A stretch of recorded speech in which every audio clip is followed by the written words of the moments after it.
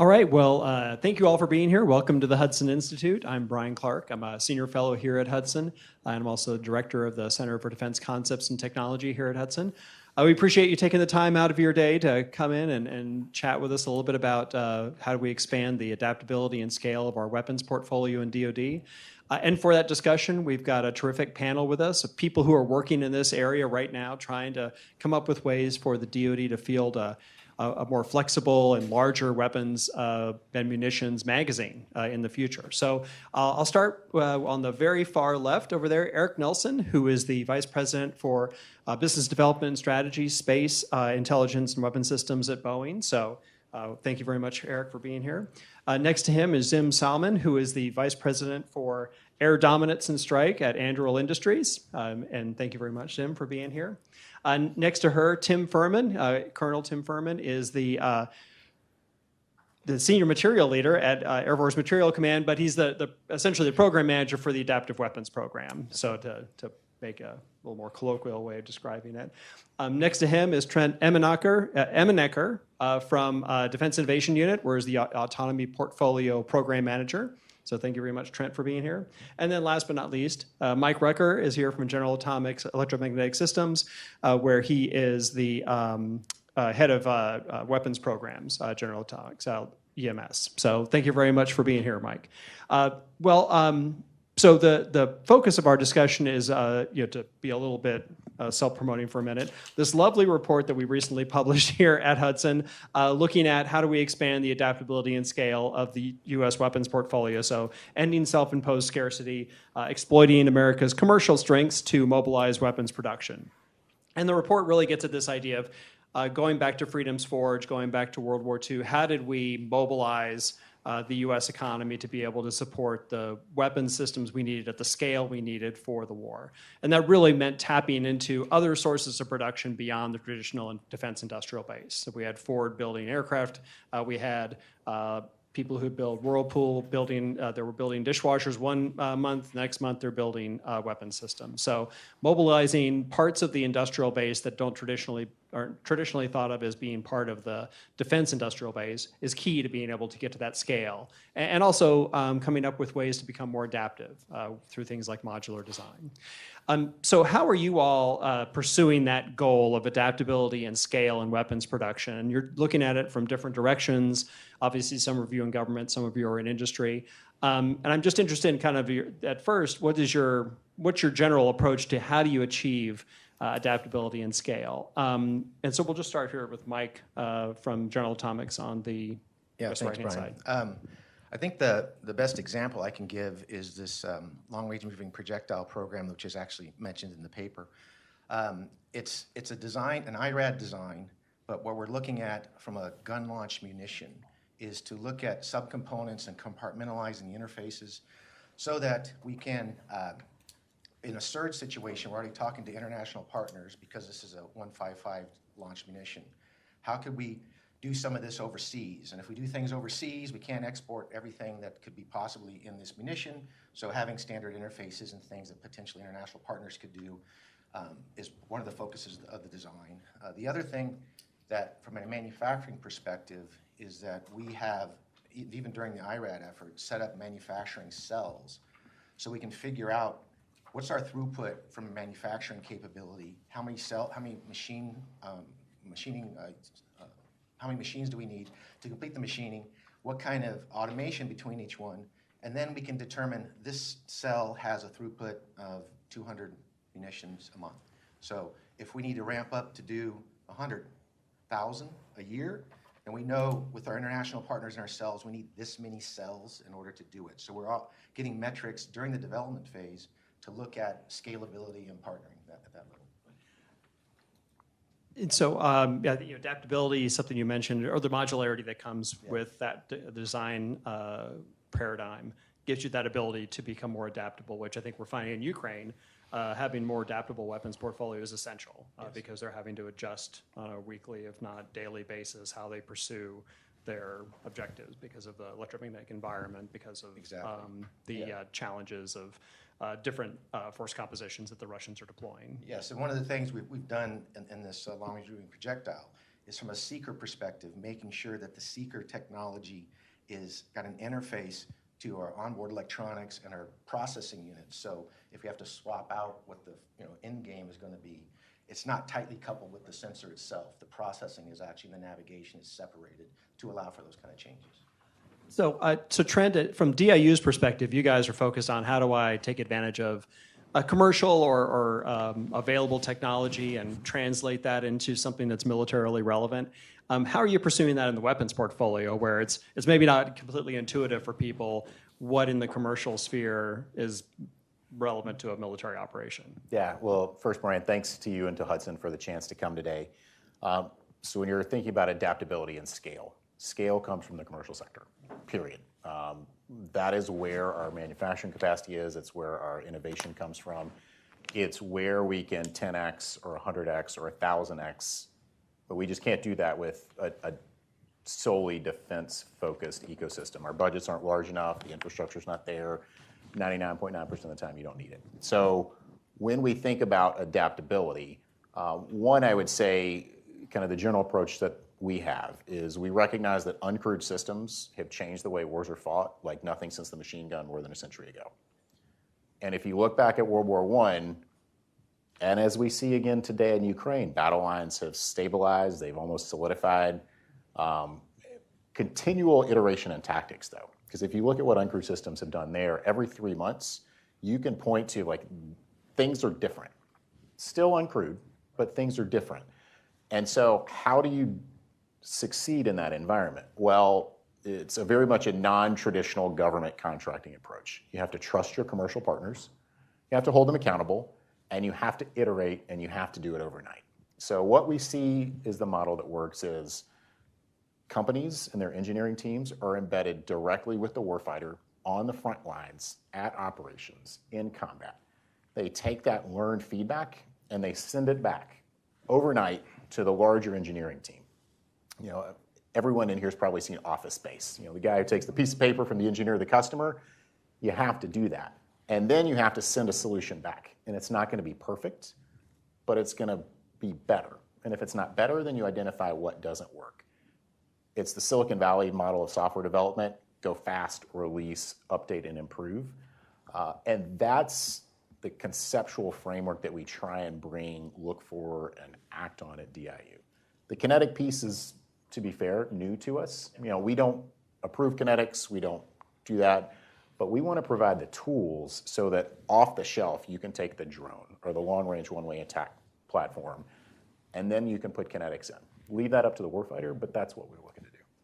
Yeah, so Trent, what that kind of makes me think about is that what you're bringing in is the commercial model of technology adoption rather than a commercial off-the-shelf technology. So there's obviously not lethal UAS, hopefully, sitting on the shelf over at some commercial provider, but instead it's this DevOps type of approach that you're applying to it, which may be a source of advantage if we can do it right. It seems like, even against an opponent like a China that's very capable, if they can't iterate at the same pace we're able to, then maybe that does offer an edge. Yeah, I agree. I think Silicon Valley is our secret weapon.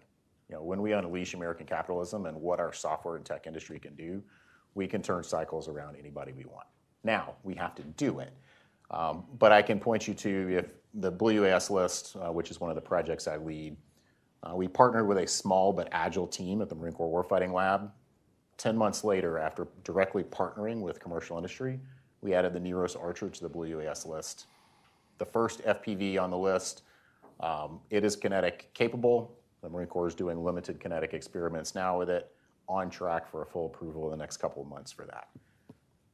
If you look at what a traditional program of record time frame is, 10 years. Like, that's about the time frame. And so in 10 months, by partnering with industry and moving fast and accepting risk, we delivered a capability for the warfighter today. And it's cheap. And they take lessons learned from Ukraine. Now, this was a commercially driven success. We're not taking credit for it, but we collaborated with them to get to where we needed to go. Tim, when we look at this model and thinking about how the Air Force is trying to bring in this more adaptable approach to weapons development and maybe some commercial technology and at least a commercial mindset for how do you develop it. How does that translate into programs like ERAM, which you guys are working on, which is modular weapons system? Yeah, it translates really well. The key, I think, there's just prerequisites that you have to have kind of going into this, and both the gentlemen talked about interface standardizations, scaling. What I would say also to add to that is making sure that your designs up front are clean enough that you can actually do that work in a non-invasive, like where you have to go back in time, big time.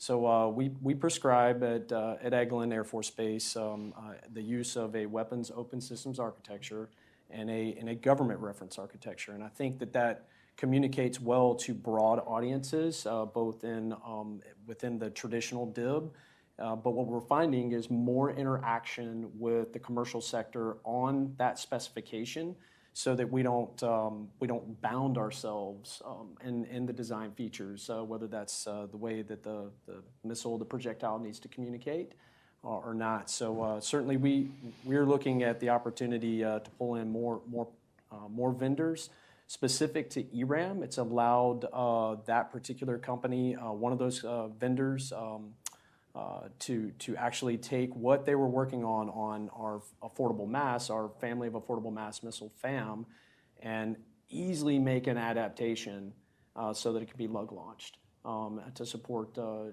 Ukraine effort. So I mean, therein lies the power of a clean design, quick design, and being able to certify to it quickly. A lot of this, we're still in the prototyping phase. So to say I have a clear example of scalability, I'd be lying if I said, hey, I have the thing that's happening. What we have is demonstrated sufficiency that gives us confidence to move into the manufacturing realm. So I'd like to echo thanks for the invite here, and I look forward to future discussion, especially on the manufacturing side. You bet. Thanks, Carl. So Jim, how is Anduril pursuing this from the industry side, right? So you have developed a series of weapons, Barracuda, Fury with the CCA program under the Air Force. How is it that how do you align what you're doing internally with what the government may want when in terms of like architectures and right. performance characteristics? Yeah, and I think it's we're perfectly aligned on the actual priorities of where. When we think about weapons or missiles in DoD in the future, what are the problems that we actually need to solve, right? And it's like scalability, manufacturing at rate.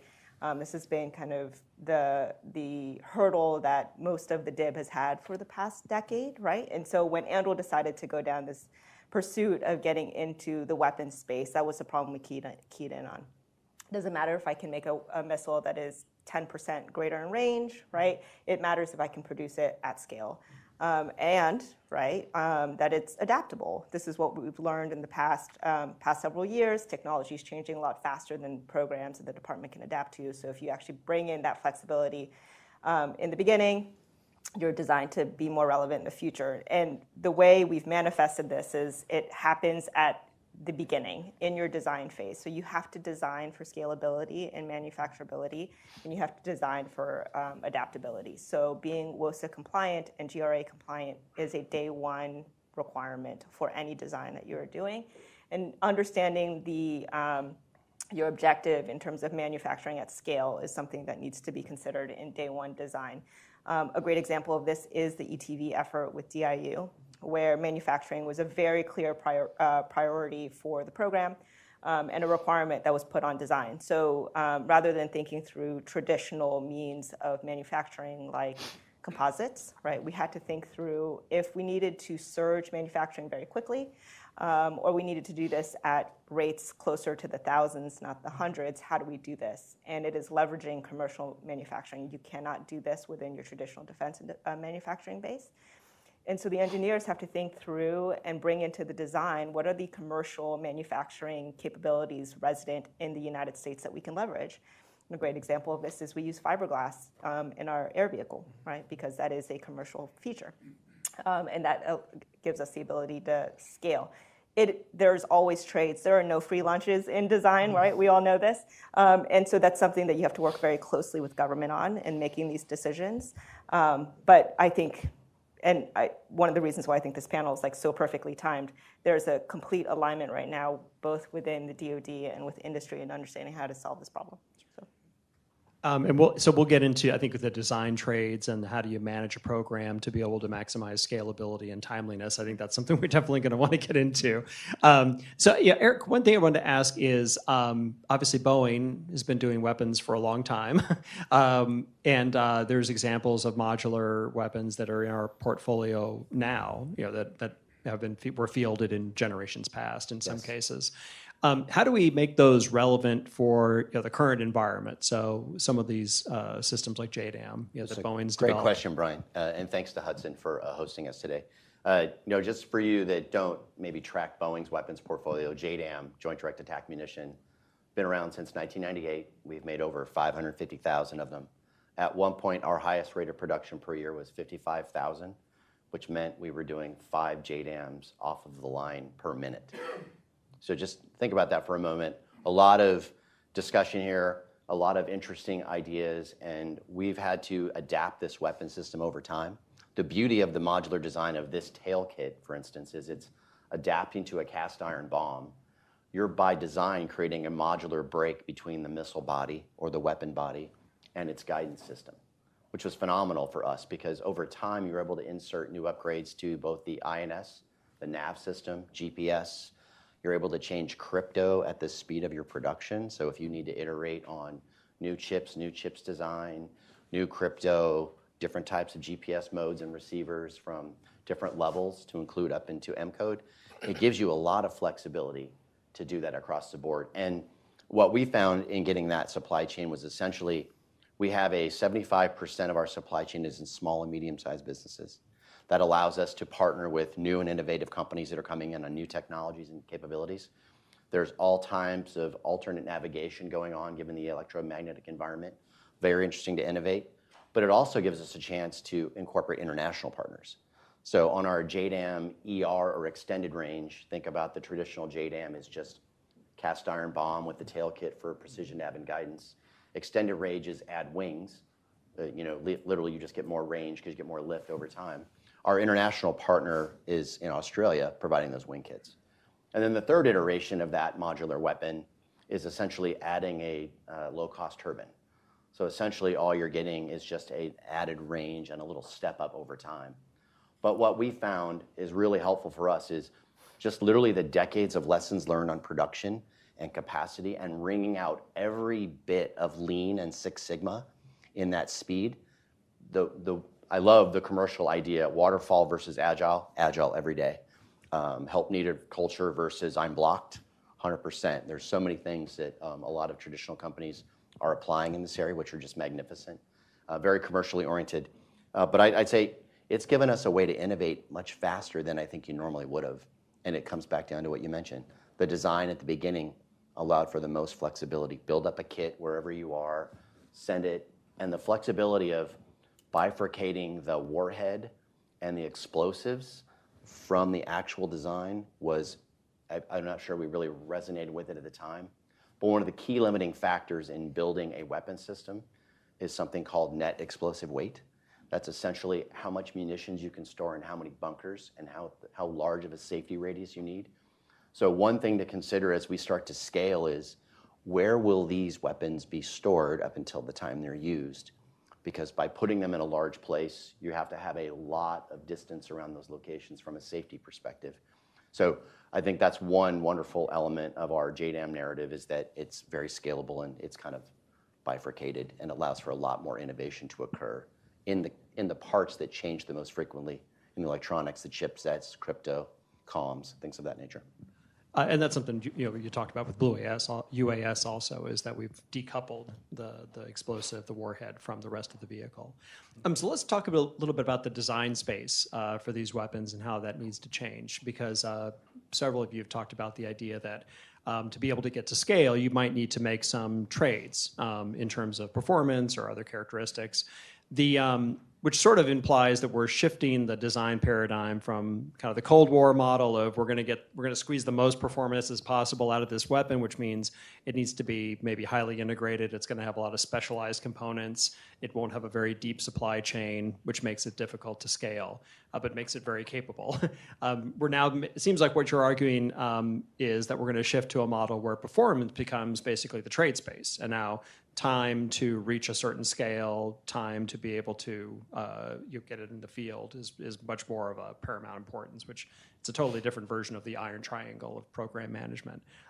So Tim, do you want to talk about how you guys think about this? How do you figure out what's good enough, right? Because a lot of cases that requirement gets thrown over the transom from the warfighter, and you have to decide how do I go about meeting this? But it seems like what you and Trent are arguing is you might have to go back to the warfighter and say, here's what we can do. Can you make that work? Yeah, it starts with a deep relationship with the user, 100%. So to get the user to understand that we need to get out of the business of system requirement specification level interaction, we need to allow industry the space to be able to do that. Really what we need to be focused on are we try to limit it to maybe 3 to 4 top tier requirements. We try to keep them very performance oriented. One of our requirements, though, admittedly on ETV FAM is a cost point. We want to pressurize the industrial base, and we want to give them very, very difficult things to accomplish, and we think that they can do it. So we trade off, there's a trade-off on range. There's always a discussion relative to lethality. There's always a discussion relative to, how, in this case, for ETV FAM, we want network collaborative. But do we need that in the first go of the weapon? No, we do not. We're willing to trade that off. Do we need it provisioned for in design? Absolutely. There's just some tier, what we call tier 1 requirements, or the primary requirements that are non-tradable. But the psychology of that discussion, I think, is more important than anything else, because that's not traditionally the way our users are programmed. A lot of that derives from WebTac, the weapons tactical school, the weapons with the weaponeering side, where they want something very, very specific. And sometimes that drives you to a point solution that's counterproductive and unhealthy. Bringing that, what I would say, that human terrain along with understanding what you could do in a timely manner, in a relevant manner, has really gained a lot of traction in the last, I would say, 2.5 years. And some of that's education, Brian, and just making sure that the warfighter, the user, understands what is out in industry. They are nose down trying to solve very hard operational problems, and they don't have the opportunity to interact with the commercial or the traditional industrial base. So is it difficult in the Air Force to find who that representative of the operational community is going to be? I know from my experience in the Navy, it's always difficult to say, well, who is going to be the customer that I'm going to interact with to make this, to have this negotiation? Right. Because there's a lot of stakeholders out there who might think of themselves as being the user, community advocate. Right. Not so much in the weapons community. I mean, I didn't find it. I'd never done weapons until I arrived at Eglin in 2022. I'd not done weapons in my career. I've been on strike platforms, but just never weapon acquisitions. It's a pretty tight-knit group when you start to really double-click down into the who's who and who the stakeholders are at Global Strike and ACC. These are people that have either been there for a long time, but that quickly go out to Nellis Air Force Base, and you start to really talk to the captains and the majors who are on the cutting edge of what they understand what a concept of operation needs to be. For FAM, eventually ETV will become the affordable mass, the Franklin Affordable Mass Missile, or Family of Affordable Mass Missile, excuse me. There's a new user in town, and that's the Air Mobility Command, because this is going to be a palletized effect. And so you have a new person at the table, and quite frankly, it's been really good to show them kind of the power of the ability of, like, do you rely on the Androlls or the other people to derive their own palette? Maybe that's a faster way. Do we use the current palette that we have? So we're really kind of shaking that pretty hard in terms of what is the really operational outcome that you're looking for, and then allow the companies to be able to, what I would say, soothe the psychology of how hard it really is. Because I think what we're finding is it's actually we create this big giant that doesn't need to be there in terms of certifications and stuff. Yeah, we can, maybe that's a good thing to touch on later in terms of certification and T&E. So Trent, how do DIU's got a very different model for how do you establish this interactive, collaborative environment with the user. So how do you go about doing that for programs like Blue UAS? And how do you get that buy-in from the operator to be able to make some performance trades and help them to basically develop a use case around what you can accomplish on the materiel side, as opposed to them just coming up with a con-up and then forcing you to satisfy it? Yeah, so I think that's a great question, Brian. I'll return just a minute to your comment about, kind of a Cold War era mentality and, a change. What I think we're in today is an era where we get back to the traditional American way of war, which is where massed production and minimally viable capabilities in the hands of our warfighters. So I'm going to call them GIs. Like, I'm a Marine, but GIs, those are the guys we want to target. That 19-year-old, 20-year-old, 22, 23-year-old lieutenant. Because with the right things, in the right quantity, they can figure out how to use it. That's what we did in World War I. It's what we did in the Civil War. It's what we did in World War II and Korea. And then we got away from that. For good reason, but now the pendulum is clearly swinging back. When we think about how do we want to work at DIU, well, there are a lot of people who have my email address, and I wouldn't phrase it as hate mail. I get very direct feedback from every service and every possible rank, job, location on here's what I don't have. And it's different. The 25th Infantry Division in Hawaii has different needs than the 11th Airborne up in Alaska, has different needs than 3MEF, has different needs than SOCOM or the Ranger Regiment. They all revolve around uncrewed systems. That's what I hear. And so one of my projects is a long-range one-way attack. We call it Project Artemis internally. So we don't have requirements. We have problem sets that the warfighter has, and that's what we release out to industry, both at DIU and for this project. In Ukraine, they're launching, depending on your estimates, all from Twitter, 40 to 50,000 platforms on an annualized basis a year in that space. Massive production capacity at a price point of between $60,000 and $80,000. That's the feedback warfighters give is we need this capability. There's a big gap between a mortar or a 155 round and, reach out and touch somebody at those ranges. So affordable, attritable, massed. And then the other thing that has become very clear and feedback we get is for more than 100 years, artillery was the king of battle. 80% of all casualties in basically every conflict came from artillery. And when the Ukraine war started, that was the same. Today, it's flipped. 70 to 80% of all casualties come from drones, uncrewed systems. Now, does artillery still have a role? Yes. I'm not making fun of my arty brethren because it still does, but it's different. And drones have unleashed that, and that's the feedback we get is you have to find the enemy, you got to target them, and then you have to strike them. All in the uncrewed space, so see, ways, guide somehow, and that's hard in a fully contested electromagnetic spectrum because GPS weapons aren't working. They're just not. Like, you can't navigate, you can't communicate, so you have to have other ways, and those are the things warfighters tell us. What we know is when you put things in their hands in the right quantities, they're going to figure out a way to make it work the best they can. But when they don't have anything, they can't make it work. Again, that's the kind of feedback I get every day is, I don't have the stuff. They're thinking creatively, but they physically don't have the things they need. So how do you reconcile the fact that there are different user groups that are going to have different needs or the demands that you're trying to satisfy from a central location? Because that's one of the arguments for the supply-based model that we've had, the industrial kind of model that we've had since World War II is, well, we build it all centrally and then we send it out and then the GIs have to figure out how they can adapt it to their situation. But now you're saying we could almost tailor what we develop and build to their particular situation.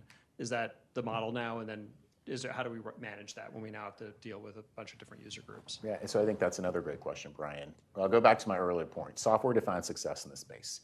You have to have a minimum viable hardware capability define that how you will, but it's got to have the right range, capacity, payload. But a model that is being employed in Ukraine today, they're building the drone platforms, putting the motors, the batteries, the internal guts. And then they're waiting to see, all right, what's the mission set, or which unit is this going to? So do I need a day camera? Do I need an IR camera or a thermal camera? Can I get by with the radio that probably isn't going to work in a full spectrum contested space, or am I going, to Kherson or Kharkiv? And that's modular, because you just pull the thing off the shelf, plug it in, and you ship it out. But it is responsive to those end user emerging capabilities. And then the other piece is what works today, hardware-wise, batteries, motors, things like that are going to continue to work. Like, not a whole lot of development there. But for radios, for your processors, for your sensors, those things change. But what drives that change successfully is the software, which goes back to my earlier point about you have to embed engineers with your warfighters. Like, that is something people scream about. I have met companies and introduced them to warfighters at events, and they're like, this is the first time we've ever talked to operators. And they're very smart engineers, like driven, motivated Americans trying to make great products. And the feedback I give is, you're going to fail if you don't talk to them every day. Same thing on the warfighter piece. Like, to translate from warfighter to engineer is hard. But there are people who can do that, but the only way is if you're meshed up together. So Mike, when we look at like a system like LRMP, so a gun-launched round that's going to then glide in precision fashion to hit some target, can you achieve the kind of customization or the ability to adapt it, or modularity, so that we can do the kind of thing that Trent's talking about, where you could send this out to the field with a different set of internal components depending on where it's going to go? Yeah, I've been sitting here kind of smiling because I'll give you a real-world example of this idea of trying to get the requirements clearly so you know what you should be developing. So this LRMP projectile I was talking about, we're looking at 120 kilometers. We're looking at GPS, operates in a GPS-denied environment, can be target updates. Our customer heard about it, a potential customer heard about it, asked for an RFI. We sent it in. They were super excited. They said, we're putting it on the team. There's a RFP that comes out. RFP comes out, and it talks about operating in all different domains, and it talks about hardest targets ever. And we were going to be able to deliver this capability by the end of this year. And now we're looking at proposing something that's kind of different than what the RFP says, and it's going to be twice the cost and take us twice as long.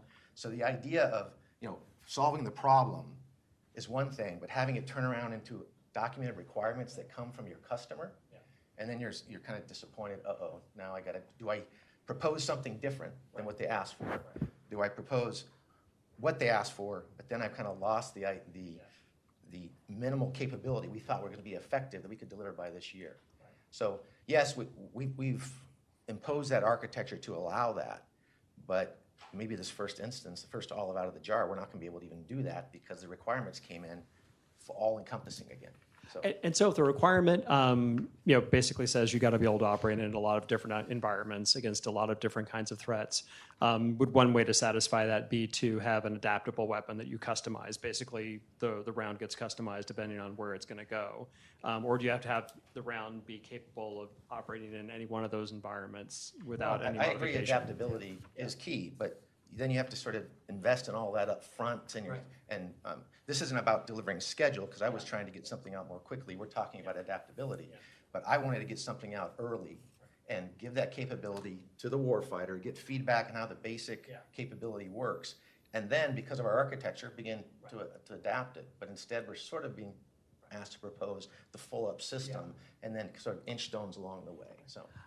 So, Sam, how do you do that in Anduril? How do you approach this challenge of the DoD left to its own devices will ask for the gold-plated thing that's going to do everything in all environments, but you can offer something that's faster to market, but maybe has only a more narrow mission set that you can adapt basically to other mission sets? Yeah, I think part of it is just you have to have open communications with everybody, and it's not just your requirements officers and your acquisition community and the end user, but it's literally everybody. and trying your best to have these very open conversations about what the trades are. So even when we're talking with kind of the requirements community, it's like, you understand if you put this on here, these are the trades that you're making, both from a cost perspective or a schedule perspective, et cetera. I actually think there is a trend moving where we can have a much more like open communicative like team around how to solve a lot of these problems, rather than a very linear hit, here are your requirements, I'm dropping it off, and then like, I'll never see you ever again. Which is probably the worst way to do this. So I think there's communication is a huge part of that. But then also realize when you're developing a weapon, like, know your customer, right? The customer is going to ask for certain things, and you might not know what they are, you might not understand with it, you might not even agree with it. But like, at the end of the day, they are the customer, and they have reasons to ask for some of these things. And the end goal is to have and field operationally capable like weapon systems. Sometimes like that's the rub. And so it's just really being able to have that back and forth dialogue that I found like the most useful. And I think that happens with, both on kind of the weapons side of the house, but it's, we're seeing it on the aircraft side of the house as well, on CCA, right? So. Good point. Well, and so we'll touch on that again in terms of the supply chain and the manufacturing base. But Eric, I wanted to ask you. So, JDAM and other Boeing weapons, but JDAM in particular is an example where there's a bunch of these out here already, right? They've already been deployed. People are using them, have used them for years. Yes. How do you basically you get the reverse model where you've got a bunch of users who are probably coming up with ideas for how they can adapt this system, and how do you get those ideas back to Boeing and then figure out, how do I get the government to ask me to do this or to pay me to do this at scale? Because there's a couple of good ideas that are floating around out here that somebody did in a very limited use case, but has not been turned into a program modification. Yeah, great question. And what I would start off with is you never wait for the government to ask you. Everyone in the government is very busy and staffed to do exactly what their workday is, and are doing like 30 or 40% more of it every day. So as industry, we're responsible for providing white papers on updates from lessons learned that come out of the J7 community. Wonderful tool set, if you're not including it, lessons learned, war games, our own internal operations research. Hey, if we added this would provide more effective use of this weapon by doing this, or this. Let me model 4 or 5 low-cost seekers, make a couple of recommendations to the customer on 1 or 2 of them. Some of them is just, hey, I know we were going to cut in this level of GPS protection and next level encryption this year. Why don't we bring it forward to this year? Why don't we accelerate that earlier given this? Or why don't we bring these other pieces? Knowing your customer up and down, great point. Customer, acquirers, resource managers, DCMA, and even with the PEO during some Ukraine work, we spent a little bit of time talking about the right contracting type. And we did go down a similar model that my General Atomics colleague went down, but at the end of the day, we went down a commercial contract because the FAR 15 just became too historically certain on the level of pain and suffering required to get it on contract. So we actually flipped something very quickly on a FAR 12 contract, and the product was, we literally had created and diverted from one customer to another and sent it expediently. You're right, we get over 40 customers, we have over 40 customers in the world, FMS and DCS, for military sales, direct commercial sales. And we incorporate every single piece of lessons learned. We incorporate every single piece of ops research coming in and out of every operational theater. The use cases are far and wide. Ukraine has been very interesting to the US government because it's reminded us that GPS jamming is a thing, and we need to actually protect our systems. And there's a roadmap for that. But also in some of the other theaters, there's different requirements. So it's just trying to provide the best relevant upgrade from a customer's perspective, from our point of view. And then resourcing it is always a challenge on the government side.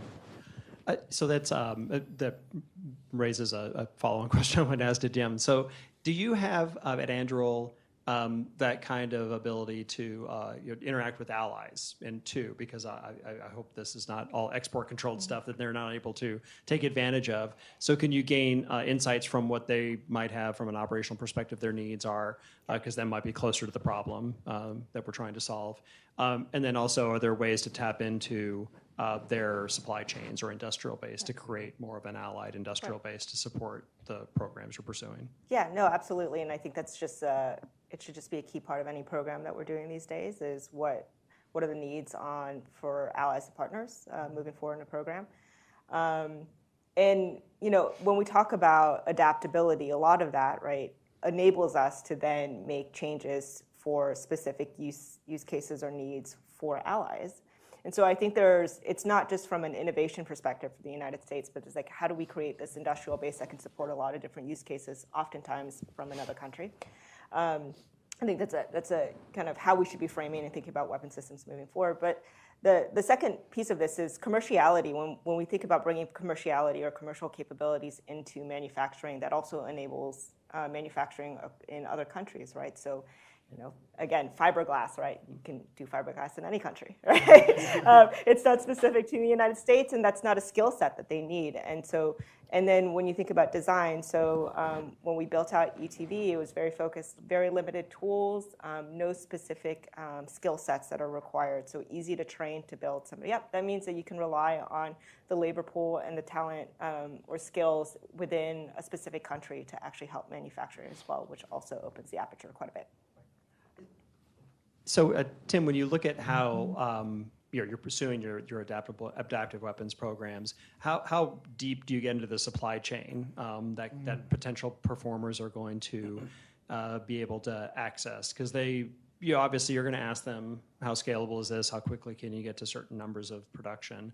But do you go back and kind of figure out, well, can they tap into distributed manufacturing? Can they tap into allied production capacity? Can they tap into contract manufacturing? Do you have to kind of reach into that just to see what the performer might be able to do? A little bit, but I think we yield a little way from prescribing how a system integrator is going to go about their supplier base. I think what we're into is trying to match and trying to kind of be the human directional arrow that says, hey, please look at this particular company that we found. They actually have a unique skill set, and we try to get that collaboration going. The areas I think that we're really focused on are the traditional areas, your seeker, your propulsion, kind of the high cost drivers, the more complex aspects, solid rocket motor, those areas.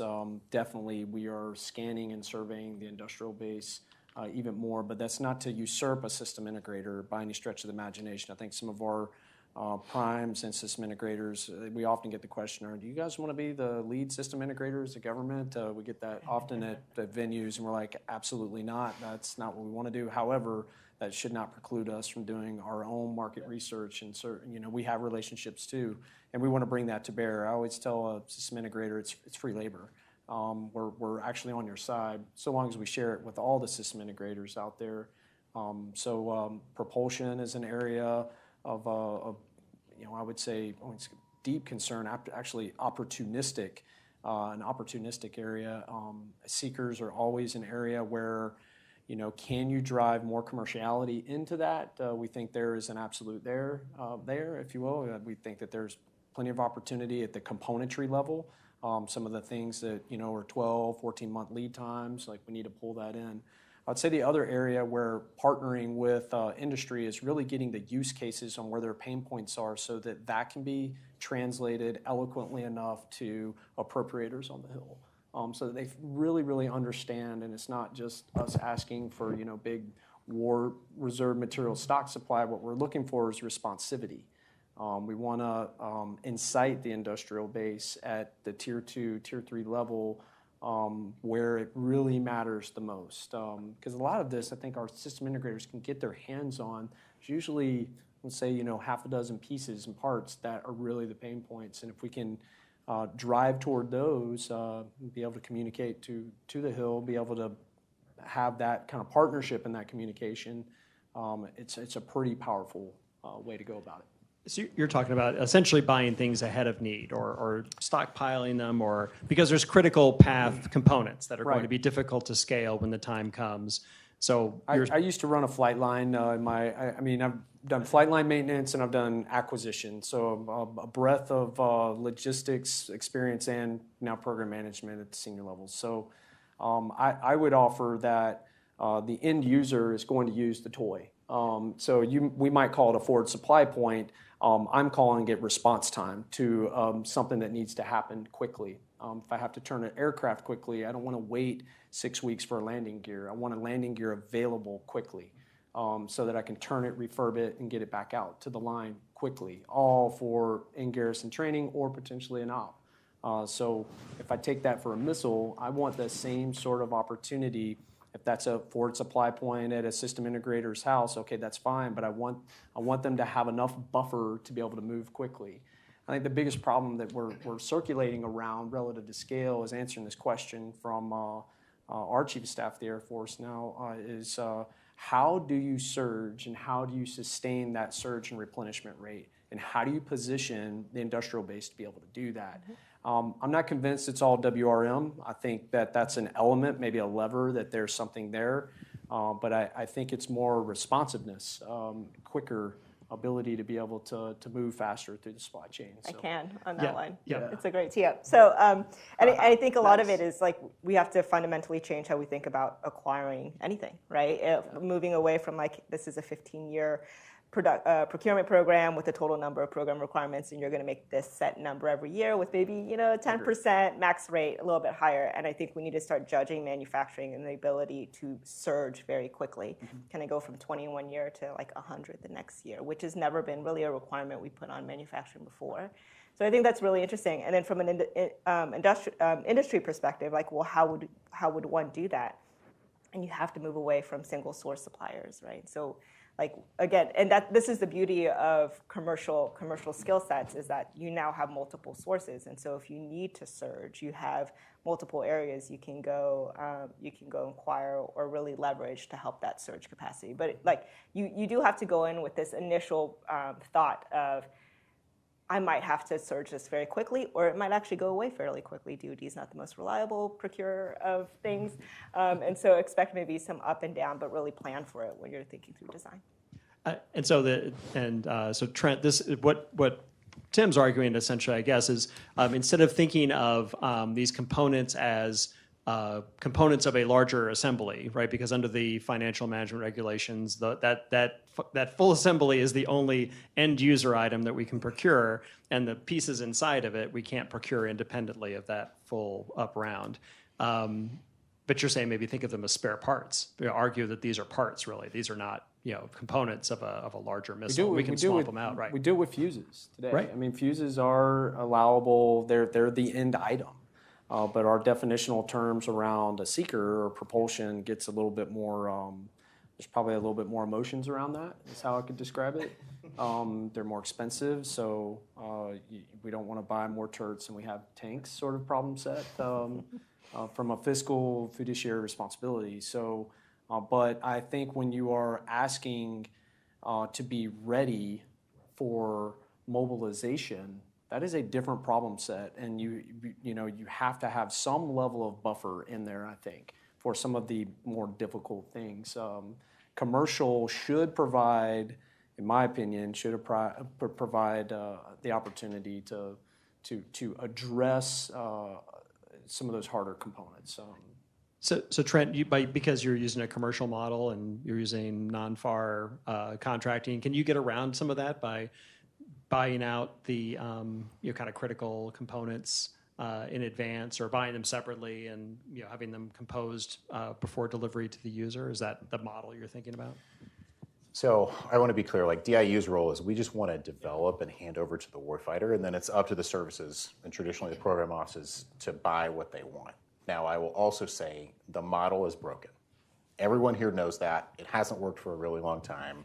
It takes too long. It drives costs up. It drives quality down. So how do you get around that? Well, you have to fundamentally rethink your approach. In OTAs, what you're referencing for a contracting action, you can do that. You do want to chunk things out as much as possible with the realization that once you come back and integrate, there's a cost. Time, money, labor, there's trade-offs and costs to everything that we do.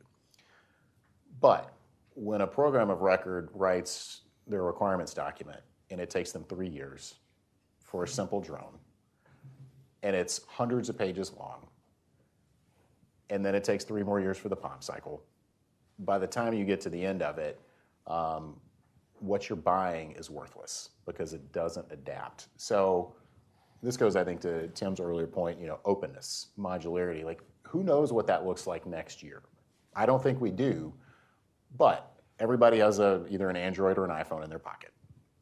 You are confident that next year those systems are still going to remain open for updates.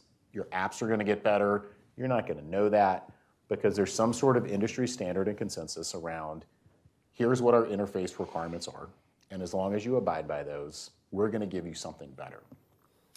That's a model that DIU tries to approach. Requirements is a dirty word where I come from.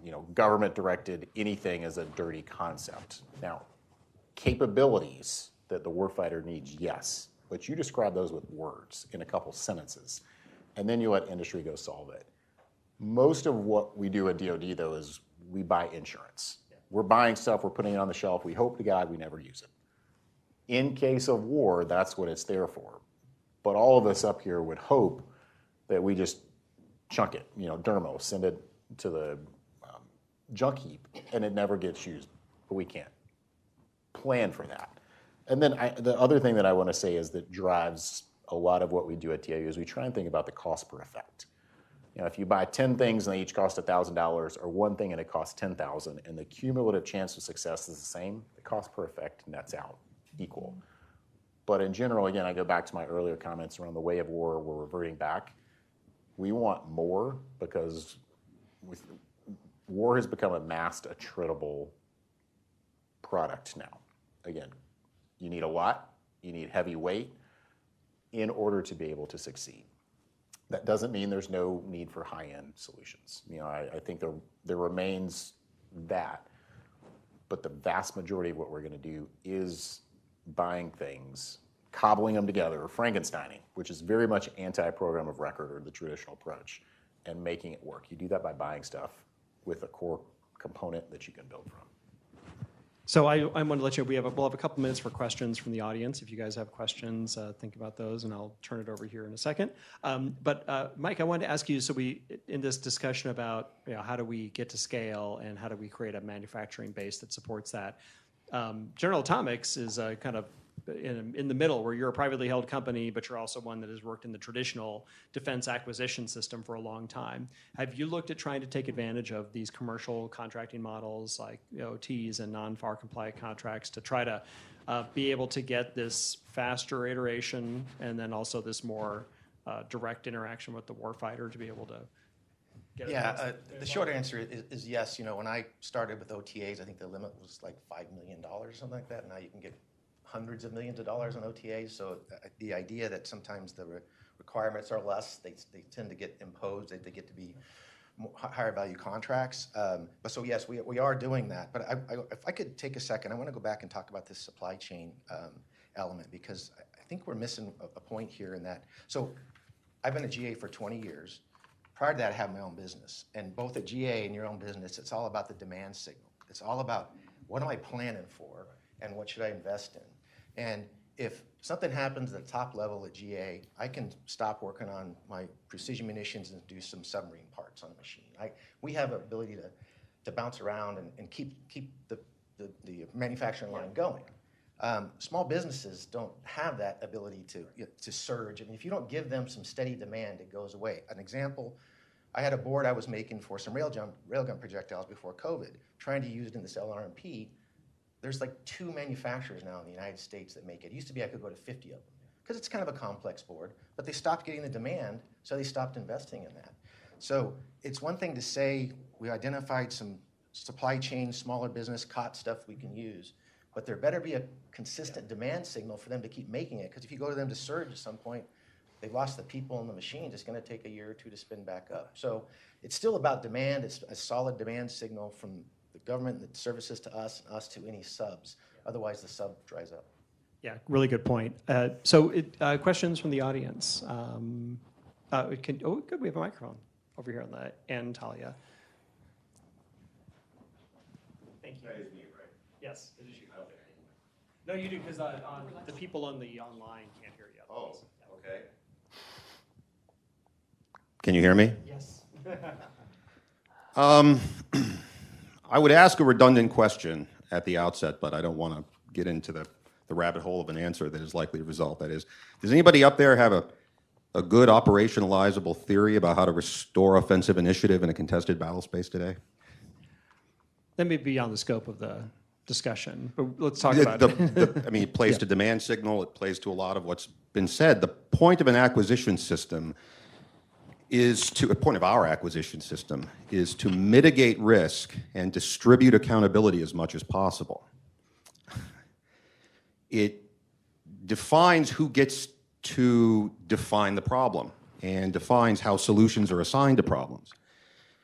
My question is, at what point do we, in this wonderful drive to draw end users into conversations with producers and to create more flexible ways of responding to changeable needs on a minute-by-minute iterative basis, at what point does that process tip into something cacophonous, something wasteful, something counterproductive to the broader purposes of assigning limited resources to presumably definable problems?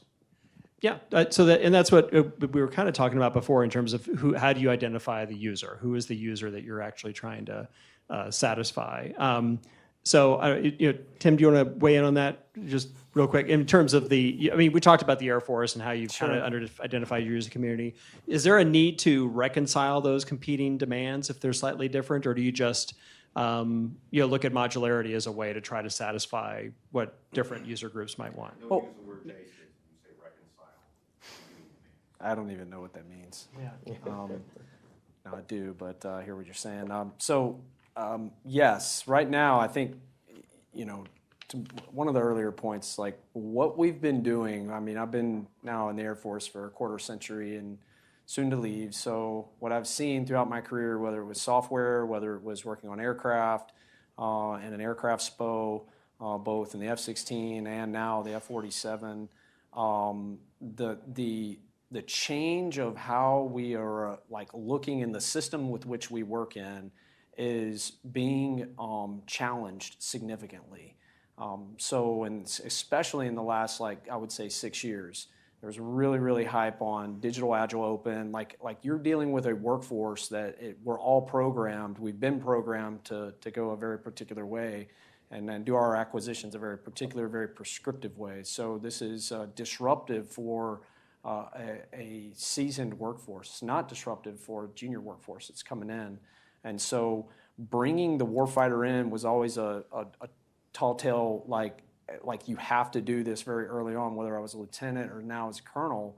But I guess what I would say is what is different is this appetite for doing things much differently. So the acceptance of different contract vehicles, the acceptance of very simplified requirements, the acceptance of learning through iteration and allowing companies to be, no kidding, hardware rich in their ability to be able to do that, to actually resource that. And believe it or not, it doesn't take as much resourcing, and from what I've seen over the last at least 2 or 3 years in the weapons community, because the design cycles are faster. The clock speed is actually quicker than an NGAD, if you will, even though that was fairly fast during my time in that program office. We were doing TMRR, and they were moving very quickly on mission system prototypes. I